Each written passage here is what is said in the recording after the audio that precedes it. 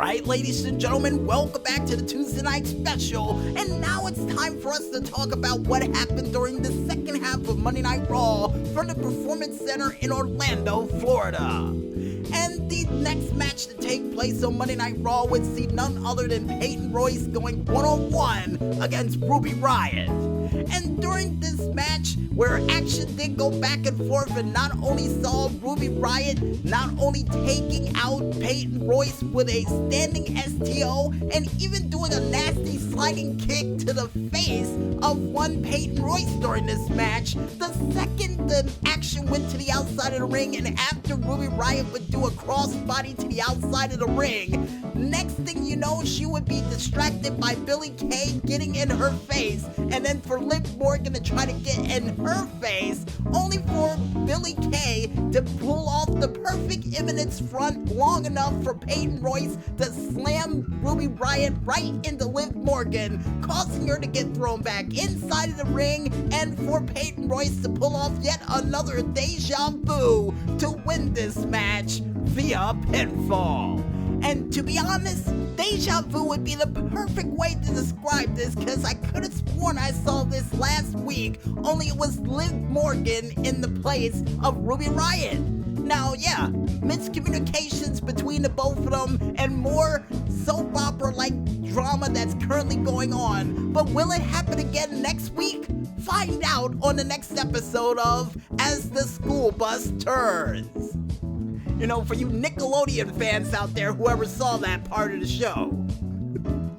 But besides Nickelodeon references that we can cue in at a moment's notice for any moment on SmackDown, Raw, or NXT, the next thing to take place on Monday Night Raw would be another episode of Raw Underground.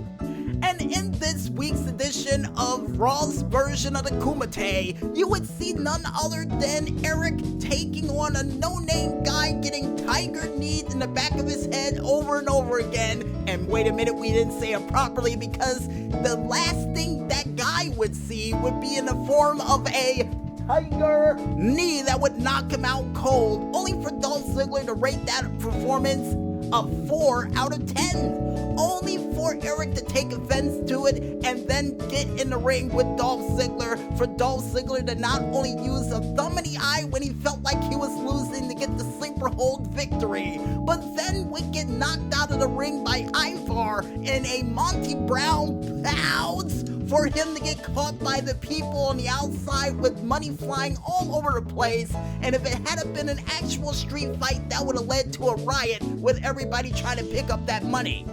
Yeah, trust me, I've seen it happen many a times before. And no, Maestro, it's something that happened a long time ago. I'll tell you about it later. But before we get in a little bit of trouble on the microphone, folks, the next thing to take place on Monday Night Raw would see Rey and Dominik Mysterio out in the ring, where Rey Mysterio would not only show his pain at the fact that his son was suffering and he couldn't take the beating on his behalf, but at the same time would show a lot of pride in his son by him standing up to Seth Rollins and taking it to him each and every single week, and wants to be in the corner of his son when he takes on Seth Rollins in a street fight at SummerSlam for this year.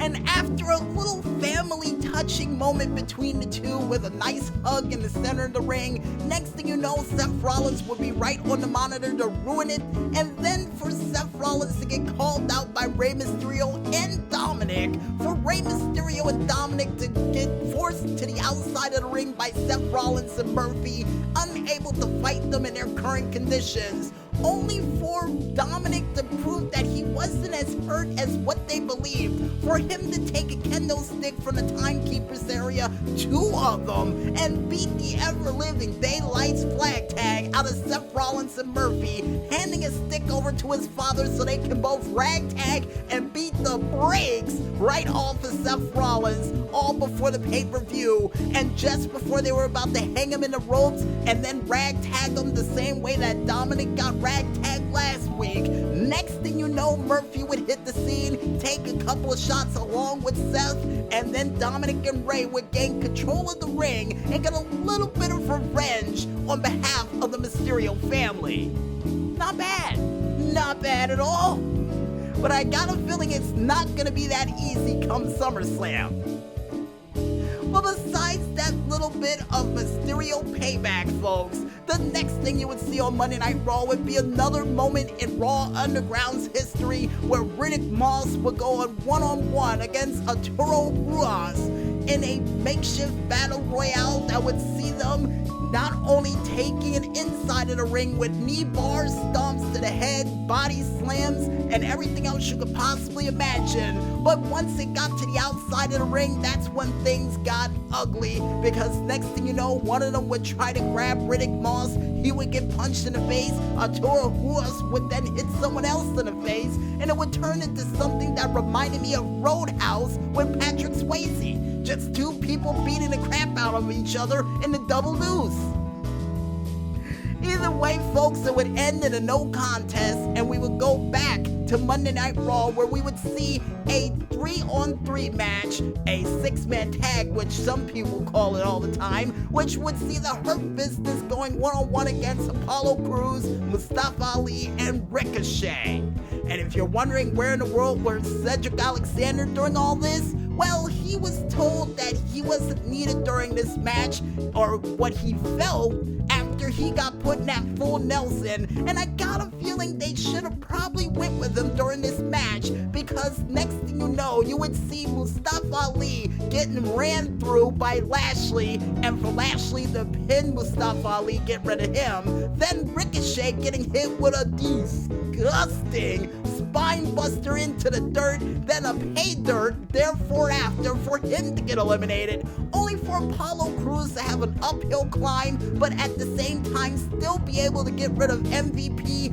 and of course Shelton Benjamin. But Shelton Benjamin would be a 2-time loser, and the fact that he would not only get pinned during this match, but afterwards get pinned by Cedric Alexander for him to win the 24/7 championship via pinfall. But then all the news for the Herp Business wouldn't be that bad, because the second after MVP would get eliminated, next thing you know,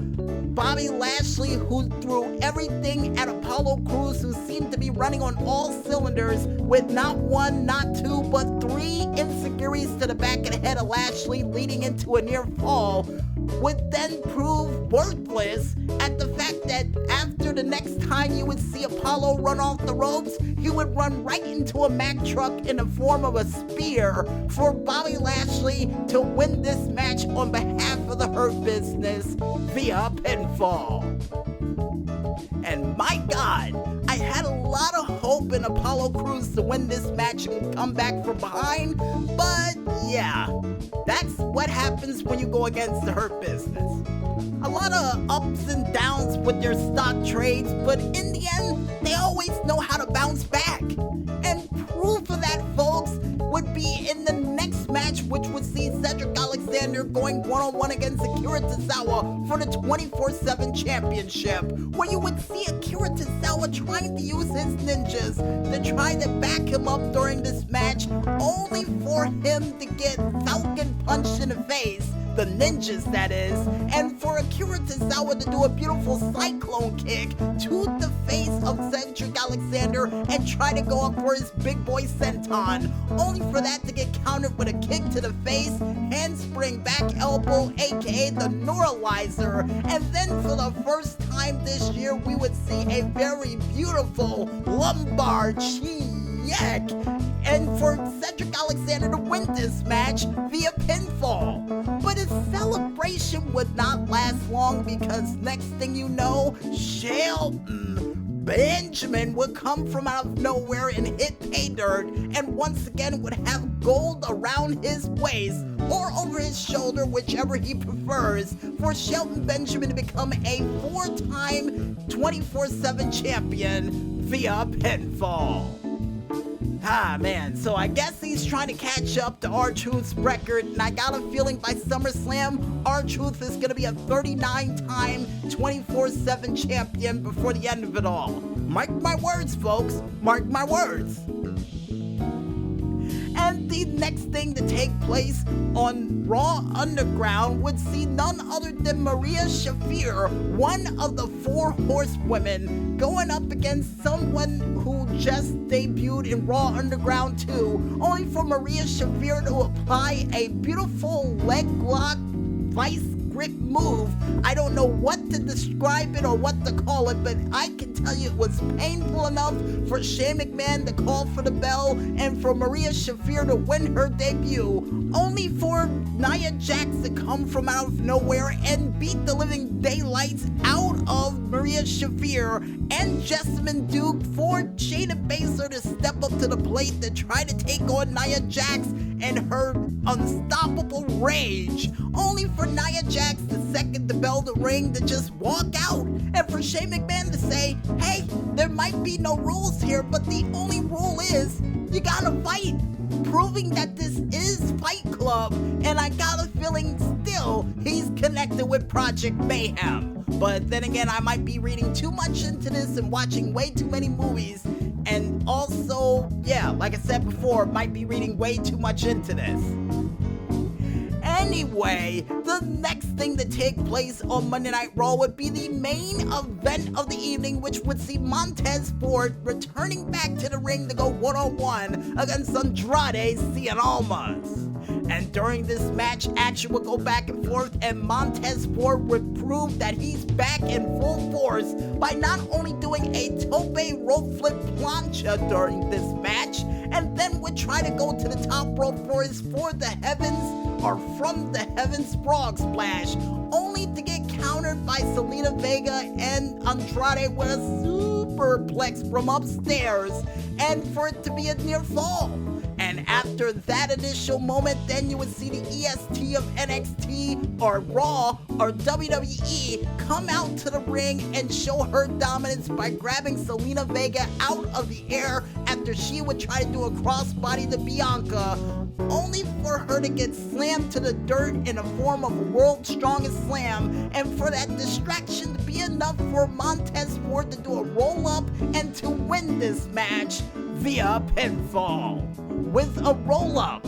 So he never saw it coming. Yeah, see, I'm going back to that stupid tagline that they have this year for SummerSlam. And speaking of people for things that they never saw coming, folks, you would see Shawn Michaels, the Heartbreak Kid, come back to Monday Night Raw, not only to talk to the youth of the locker room, but to also inspire some little bit of encouragement to Drew McIntyre, and to also call out Randy Orton after what he did last week, and then would say that there would be no Shawn Michaels, there would be no Big Show, there would be no Edge, Christian, or anybody else without Ric Flair, especially Randy Orton. And after the heinous acts that he did last week, he will meet his justice either by a sweet chin music or by a Claymore kick. But either way, you'll see it coming. Only for Shawn Michaels to lead the ring and try to walk away, only for the Viper to come from out of nowhere, as the announcers would say, and hit Shawn Michaels with an RKO, only to follow it up with a punt kick for Drew McIntyre to come out and try to help Shawn Michaels,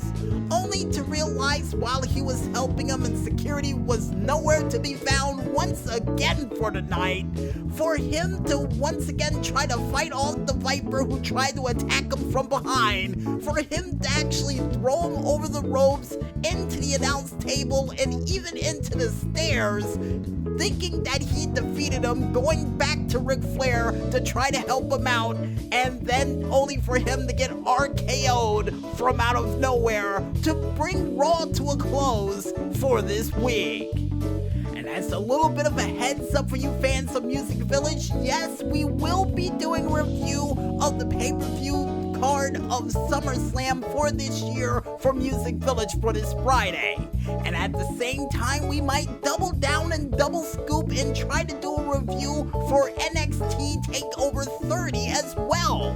So yeah, it's gonna be a busy week for us, but at the same time, it's gonna be a busy week in the world of wrestling with the first of the big 4 pay-per-views taking place as of this weekend, in a Thunderdome of all things. Right. But besides all that, folks, we might as well go ahead and grab another glass of water, and when we return, we'll be back with more of this streetlight delight as the Tuesday Night Special rolls on right after this. So don't go anywhere just yet, folks, and stay tuned.